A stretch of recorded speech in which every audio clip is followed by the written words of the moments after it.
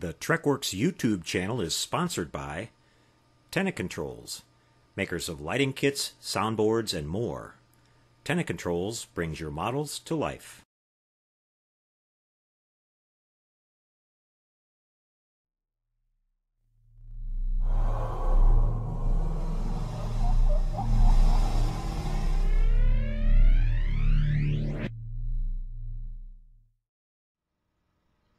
And by S.H.A.D.O Model Works, suppliers of scale model lighting products, detail parts, and complete model kits. Visit HDAModelWorks.com today.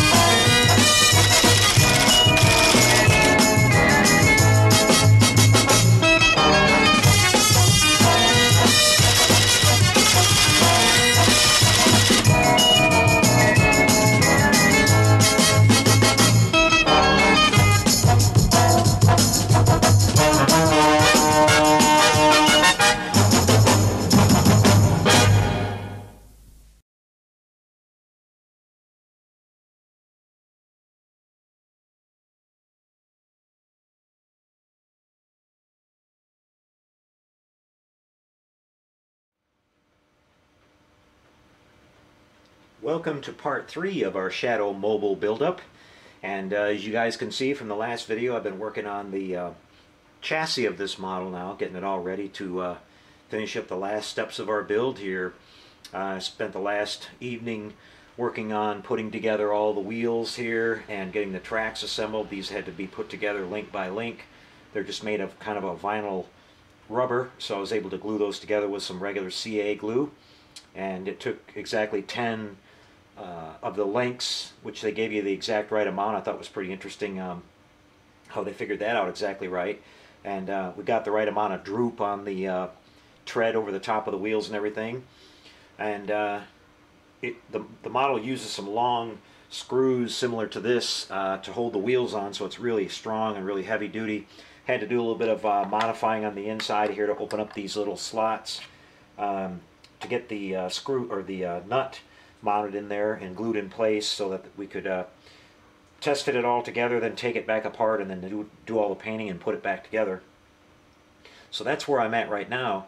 I basically painted the lower half of the chassis sort of a medium gunmetal gray, same color as the wheels, and it looks pretty close to, I think, to what it looks like on the screen from what I'm seeing. So I wanted to have a little contrast there between the upper half and the bottom half. And then I just took some artist chalk and went all over the tracks and all over the wheels and everything to give it that road dust look. And it's looking really good. It looks really good, especially when the body's sitting on this. And we'll wrap the video up here at the end by showing you a test fitting of how this all looks coming together. But I wanted to show you guys today what I'm doing to modify the chassis to accommodate all of our electronics and our sounds and everything that are going to be going in this. And where I'm at right now and what I'm going to have to do the rest of this to get this ready to go. So what the plan is first is that this is supposed to be glued down to the bottom of the main body. As you can see, I'm going to have these electronics in here, so I figured out that right away that I didn't want to glue that on there. I want to have this where I can take it off if I want to, and you know, to work on the electronics if I have to later. Probably will never have to do that, but just in case. And also the possibility that in the future on this thing I might convert this over to actually have an RC setup in it and some drive motors so this thing could actually be motorized. I've seen a few of these that were done that way on the internet, and so we'll leave that option open. But for now, it's just going to be a static model. We're going to have some sounds in here. We're going to have lighting effects, as I mentioned. We're going to have the firing weapons. The cannon on the roof of the model will fire, and the mortar launcher. I've also picked up a diesel engine sound for when it's sitting there idling, and put that onto this soundboard here. You can see where the soundboard is going to be laid out. I've got the speaker. I drilled some holes in the bottom of the chassis here, and I've got the speaker sitting here. And the sound comes out really good through the bottom of the model. Especially with the diesel engine sound, it kind of comes out from the sides, and it gives a really realistic effect. So I really like that. This is all laying out really nice. I had to modify some of the bulkheads and everything in here to get everything to fit. The control board that's coming in from Tenna Controls for our lighting effects will get mounted up in this area right up in here. It's a pretty small board, and that's a remote control board, and it's a radio frequency technology board that actually is really great. I've used some of these before, and it'll go through solid objects no problem. It doesn't have to have a line of sight or anything. So mounting it inside this thick plastic with that big body over the top of it's not going to be a problem. It'll pick up the signals, and we'll be able to control 4 different outputs on that. We'll have our headlights, taillights, interior cab lights, the weapon firing effects, and the engine sound effect all on a little remote control that looks like this. And you can see you got your 4 buttons there. The last video that we do on this, when I get the board in from Ralph, I'll show you at Tenna Controls. I'll show you how that's all going to get hooked up and everything. Now in the back here, I've got a 4,500 milliamp lithium-ion battery. Now you can buy these on eBay. These are really cool. I really am starting to like these. It's kind of the modern thing, or the updated thing that everybody's doing with their lighting now. You know, you can hook up a power source to a static model, like a Starship model or something like that, if it's going to be sitting on a display stand, and that's fine. But on something like this, you're going to be probably picking it up and moving it around and everything. So I wanted it to be self-contained, and I wanted to have something that would run for a while. Originally, I thought about just a regular 9-volt battery, and it would be fine because you're not going to turn this thing on a lot and stuff like that. But just for a long-term and secure, just a peace of mind and everything, I decided to go with the lithium battery here at 4,500 milliamp, and combine that with what we're going to have for running on this system. This thing would literally run like you could leave it on constantly for probably 2 days and it wouldn't go dead. So that's plenty of power, and it's rechargeable. It comes when you buy one of these little batteries on eBay, they're around $30 or so. It comes with its own recharger too, and it comes with a little jack on there. You can see it's got a two lead jack system. It's got a female and a male. So I just put in a female connector here and mounted on a little bulkhead, and I've got to hook my wiring up to this, but that's the power source. So the battery just basically plugs in here and sits there. I've got it mounted on Velcro, and then we'll have our little recharging jack here. Now I made a little hatch on the back of this thing that you can just take right off. I opened this area up since this rear chassis detail part was going to cover that anyway, and so I can just take that off, and there's a little rocker switch right here on the side of this battery, and when you turn it on, you'll see it has a little red LED indicator light, which is really cool. That tells you that it's actually on and it's working, and you'll remember to shut that off when you're done using it.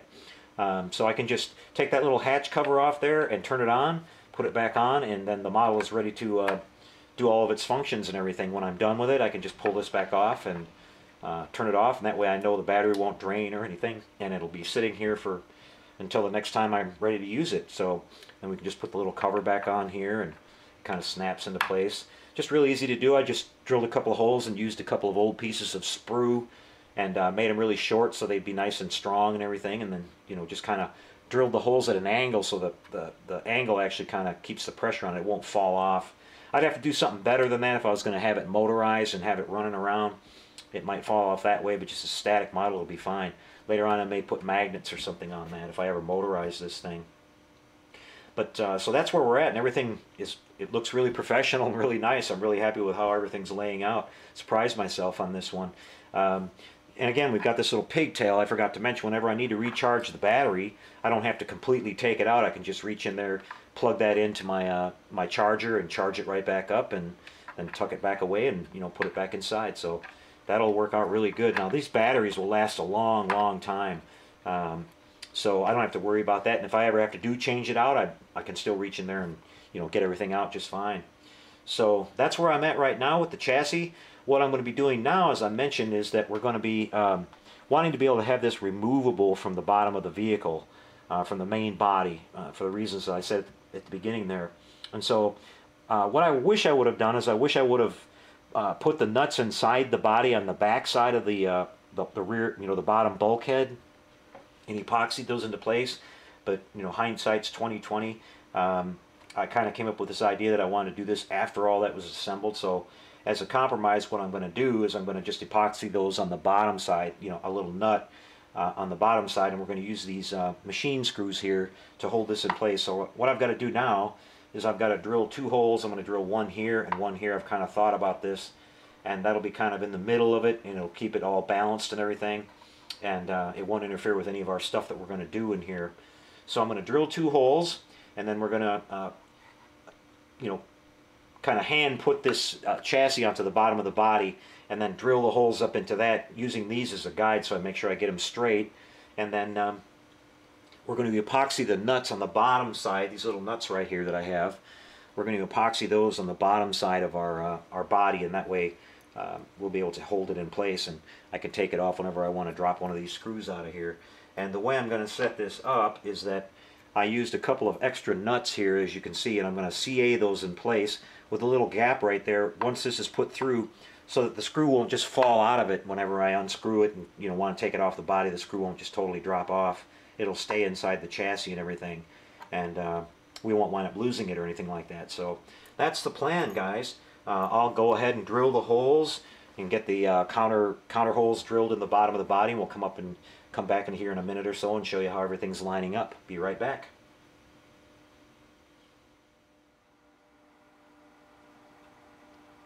Well, 24 hours later for my time and a second for you guys, we're back with you again, and we had some success here. Overnight I had the 2 nuts glued onto the bottom of the main body here with some of this Gorilla 2-part epoxy, which is some really good stuff, by the way.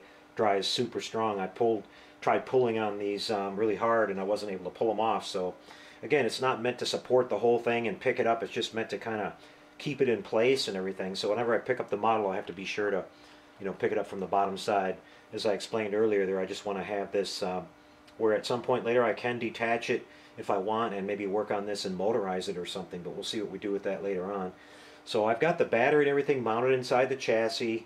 I showed you the layout of where we're going to have all of our electronics, and we're waiting for the board to come in. But for today I'm going to go ahead and hook up the wiring for the headlights, the taillight, and the interior cab lights to the main power supply here coming off the battery, so at least I can show you guys what that looks like today after the body's back down on here. And I've got my 2 weapons effects here tied off and set off to the side. They'll connect up to our board when we get that, and so will the headlights and taillights eventually, because all that'll be able to be switched on the little remote. But for now I want to show you guys the lights and everything, so I'm going to go ahead and wire these directly up to our power.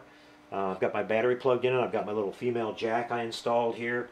Now an important step you want to take here is I took my voltmeter and set it on 20 volts DC, and I tested the 2 leads here coming off of the female jack, because I wasn't sure which was plus and minus coming off the battery, so you want to make sure you don't get that backwards. I found out that the longer leg is the negative, the shorter one's the positive, so I'm going to make sure I pay attention to that when I solder the wires on here. One little mistake like that could burn out something, and we've got LEDs already inside the model and everything, and we'd have to tear stuff apart. So those are little quick steps that you want to take when you check your work. Sounds annoying, but it's worth it, guys. You don't want to have a mistake and cause you to have to do a lot of extra work that you don't need to do. But we're back on this moving forward now, and as I said, I'm going to go ahead and solder these on. I'm going to slip a little bit of heat shrink tube over that, because I noticed that the bolts I have coming through here from the bottom it's kind of close to that, and I don't want it to accidentally maybe touch that later on and short it out, so we'll make sure we insulate this connection and everything, and we'll slide our heat shrink tubing on here first, and then it'll be just a quick solder job, and we'll be ready to tuck in our wires and close this thing up here. So it's working out really good. As I said, I'm kind of interested in maybe checking that out a little bit later on about the remote control. Apparently there's a Tamiya tank kit out there that the chassis is ideal for this. Apparently the same kind of layout and size and everything, and it's strong enough to move this, so we might do that sometime down the road. We'll just see what happens here. But for now, it's just really a cool model as is, just a static model. It'll be kind of neat with these lights and everything in it. Just a quick solder here of our negative side first. And then the positive. And as I explained, we've got the little switch on the battery so we can make sure when this is off and on with that little red indicator light on the back. You want to make sure if you order one of those batteries and you're interested in that, it'll probably say in the description. Some of them have a little switch but no LED light on there to tell you whether it's off or on, and some don't have a switch at all and the LED light's always on. So those types of batteries I found will die out on their own over time because obviously you can't shut it off. It's just got a constant on after it's been charged. So try to look for the ones with the switch. I think that's a pretty cool little design that they have there. And we'll tin our terminal here with a little solder, and we'll be done with our solder work here.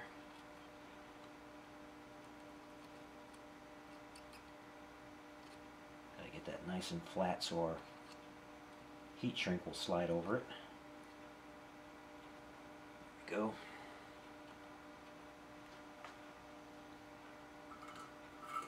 Just as a test, I'm going to try to power everything on.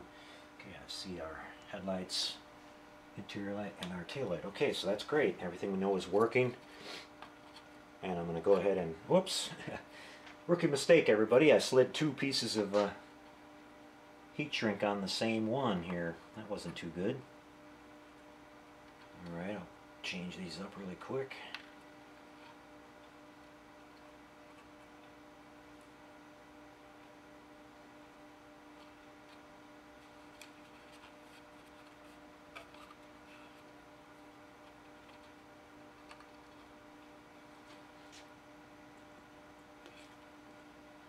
No problem. Just work around it here and get right back on track. Anxious to see everything working here and getting excited, guys. Got ahead of myself. Okay, so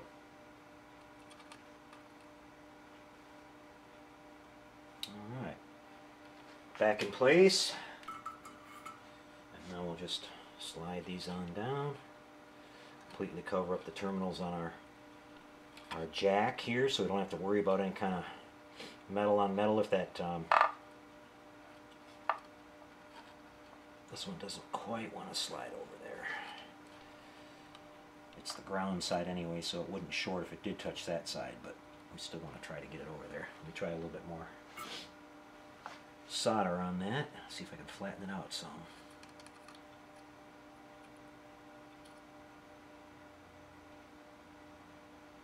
I think it should be able to go over it now. There we go. Okay. And quick touch with our lighter here. We'll get these sealed up. You can do this with either a lighter like I keep for this, or you can use your hair dryer or whatever you have handy to shrink that down. Doesn't take much heat to do it. Okay, so we've got that taken care of. Everything's looking good here. So I'm going to test this once more. Yep, got power. Alright, I'm going to have to turn the chassis on its side here a little bit and get it in a little closer and see if I can see in there to get my bolts started. Got a little Phillips screwdriver here. Probably going to have to pick it up just a little bit because the track sticks out. Again, I've got, from the side, I've got plenty of room to be able to see there and everything, so you can see these are going in right away. I won't have to take this off very often. That's the beauty of this too. This is just mainly so like later on it would make it easier for me to get the battery in and out. I can probably fish it in and out of that hole but on its own without having to do this, but this would definitely make it easier. But mainly the only thing I'm going to have to do is just open up the hatch whenever I want to, the rear hatch there, whenever I want to charge my battery, and that'll be about it. Really easy. So this is working out really good. And now we've got access to it later on if we ever want to, in the future, do something with that RC setup.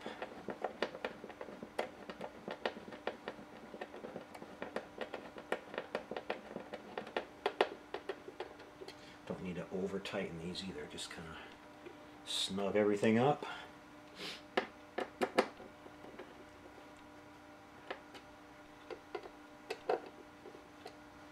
And now we can turn the model over onto its side, back onto its feet. And it's all nice and solid. I really like that. That's perfect. Okay, so I'm going to get this thing all cleaned up, guys, and all put back in one piece, and then we're going to come back and show you a little look at how it all looks all finished up and said and done, and then probably one more video after this of grand finale when we come back and show you, the model with all the final electronics set up in it, the soundboard with all the remote and everything. But for now, it's pretty much 95% done. Be right back with a look at how it looks overall, guys.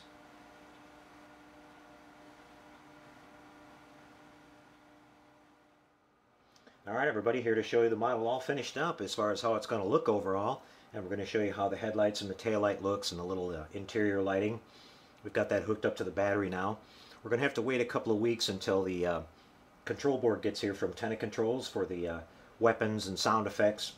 But for now we can show you what we've got finished up to this point and give you a look at the body all painted and everything.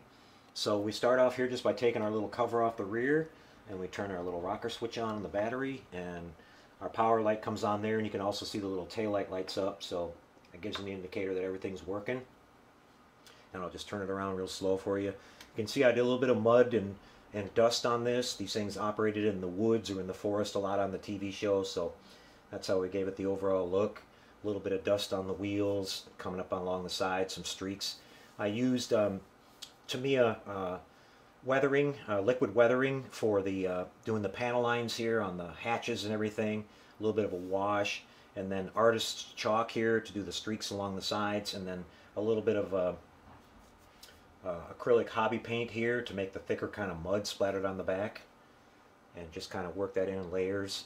Then we came around here to the front and we put in the mesh, which I actually wound up replacing that with some, I went over to Home Depot and found some actual kind of nylon type screen that was a lot nicer to use. It was really fine mesh detail, and when you cut it along the edges it doesn't wrinkle or bend or stay bent like regular wire does, so it fit in there a lot more clean and lays down really nice. I wound up using making a really thin sheet of styrene backing to put behind that, painted flat black, because even with the mesh over the top, that really rough looking resin that was in there was still showing through, so I fixed that up really quick doing that. It looks a lot better now.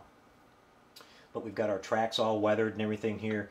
Did a little bit of dust around the edges, the corners of the windshield, kind of based on what I could see on the front of this when it was coming at you on the screen. A little bit dirtied up. There's no dents or big scrapes or scratches on the vehicle. Just they just had dust and dirt all over it, with a really clean interior. Everything on the UFO TV show, if you think about it, when they were in the main control room or anywhere, it was like almost sanitary clean on the inside. So no dust or grime on the inside of the cabin, just everything on the outside. You can see we did some more dirt and dust on the wheels here, more streaks, a little bit of shading around the exhaust stack and all that, some shading around the weapons, and I just took the airbrush and just did a little streaking action here and there, just to highlight the details of the model. It's a little bit over highlighted, exactly like it is on the studio model. I wanted to really try to copy that. So when you stand back a few feet, it really gives all the detail really pops. And they would shoot these things from several feet away with the camera, so they would kind of overemphasize some of that. But here's a little red tail light. On the TV show it didn't have that, but there's a little opening back here, and I thought, hey, that'd be pretty cool. And it's kind of recessed in there, like almost like on a military vehicle it would be. So like from the sides you really can't see it that much, but only directly from the rear. So I thought that might look kind of neat and just add something to it. They do have license plates on them, and they do have front headlights, so I thought, well, they might have to have a tail light too, but just took a little bit of liberty with that. But here's our front part, and as I said, we can take the cab off this one. We didn't put the cab on or glue it in place, so we can see our driver Dave in there, and then you can see the interior detail. I'm not sure from this angle if it'll show if I turn it just enough, but we have our little green lights in there on the dash, and we have the one on this far corner here that changes colors with that multi-changing flashing RGB, and you can see it really good through through the side window too of the vehicle. So that's just what I wanted. And it's not, you know, overly light or anything like that. It's just enough to let you know that there's something lit in there. So we kept that all nice and in scale. And then our top can just pop right back on here and kind of snap in place. It fits on here really good. And there you have it, guys. The screws that hold this all in place have to be put on pretty tight so it doesn't roll very good. It will roll if you really kind of force it and push it, but I'm just going to kind of leave it as is, and I want to kind of keep it locked down so it wouldn't roll off the shelf or something like that anyway. It's really heavy. If it got up ahead of steam, it would definitely keep going. So there's a look at it, guys. Hope you like it. We'll give you a little bit better view and some better background and everything when we do the final reveal of this, once we come back in a couple of weeks with all the electronics finished up. You can see I've got easy access in there now. I can take the top back off really easy with just a couple of screws, go back in there and finish all that up. So I'm really happy with this model. It's quickly becoming one of my very favorites. I've always been really fond of this vehicle and this show in general. It's right up there even with Star Trek in my mind. It's you know, some of the acting is a little bit outdated now if you look at it, and some of the stuff, but they really went out of their way to capture a lot of realistic stuff or futuristic, imaginative, you know, vehicles, and it was just way ahead of its time. It's still a really cool show to watch. So hope you guys will give it a chance. If you haven't seen it, it's called UFO. You can watch all the episodes right here on YouTube, so hope you'll enjoy those. Okay, that's a wrap for this one, everybody. Hope you've enjoyed this. Had a lot of fun working on this. So now we've got the mobile at studio scale, and also the alien UFO saucer. So really cool. I'll be looking around for some other stuff. There might be a really nice skydiver kit out there that someone's working on, a garage kit. I might look into that for a little bit down the road and kind of round out the trio of vehicles from that show. So we'll see. Until we catch you next time, everybody, take care and happy modeling, everyone.